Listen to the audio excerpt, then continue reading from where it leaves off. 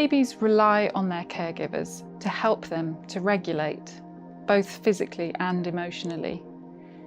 Just as younger babies benefit from skin to skin and comfort to learn to physically regulate their breathing, their heart rate, the same regulation supports how emotionally calm and safe they feel.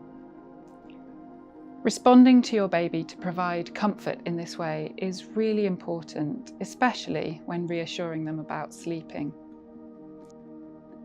She'd quite easily go 6 hours without sleeping, and we were quite surprised at first, weren't we? Because we were like, I thought newborn slept. Yeah. We're hoping for a sleeping baby, but she didn't. And even overnight, she'd wake up lots, and she'd be quite unsettled. And by 5 weeks, we were like, I don't think something's not right, maybe, because she's really not sleeping and she's crying a lot and seems quite uncomfortable.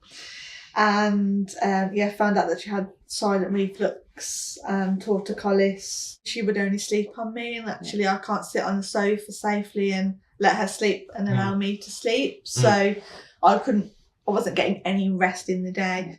He seemed to really sleep pretty well, and then 4 months hit, and we're stuck in that 4-month regression ever since, and he's 8.5 months now. Okay. So it's been a very long slog now. I just think what's going to change? Like when is he going to develop that skill to maybe do a 3-hour stint?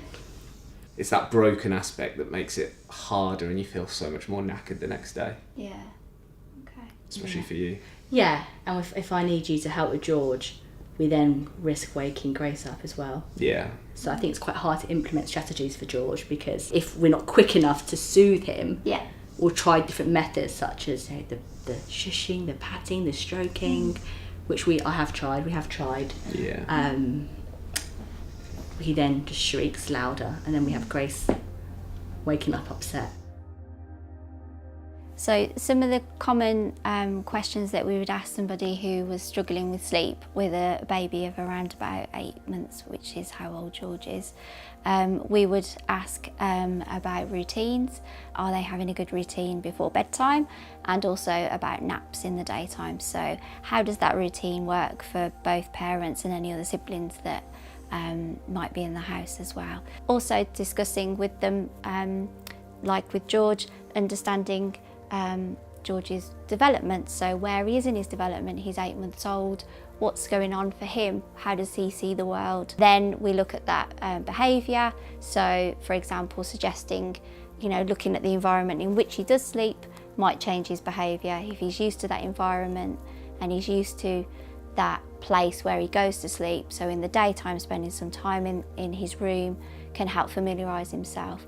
And then also putting things near them that smells of mum. So for example, if you're breastfeeding, you can smell the milk on mum, and having that smell close by can really help. Obviously making sure that babies are safe when they do go to sleep and that's nowhere near them. Babies tune in to any messages about whether it's safe and okay to be separate.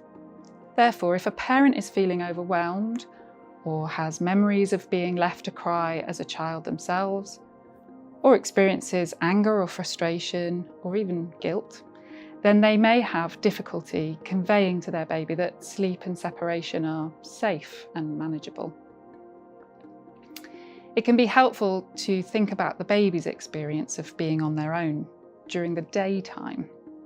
A baby who can tolerate being very briefly alone and who knows that their carer will reliably reappear will be better able to tolerate those periods of light sleep that are part of our normal sleep patterns during the night. So instead of becoming anxious and alert because they feel alone, they'll stay calm enough to drift back off to sleep. Checking in on your own emotional well-being can make a big difference, and talking through how you might be feeling and experiencing sleep with a close friend or relative can really help. Talking and feeling really heard can restore your capacity to think and to reflect on how your baby might be experiencing bedtime and nighttime. When you're tired yourself as a parent, you will understandably be drawn into ways of coping that might not be consistent with how you really want to create healthy sleep patterns.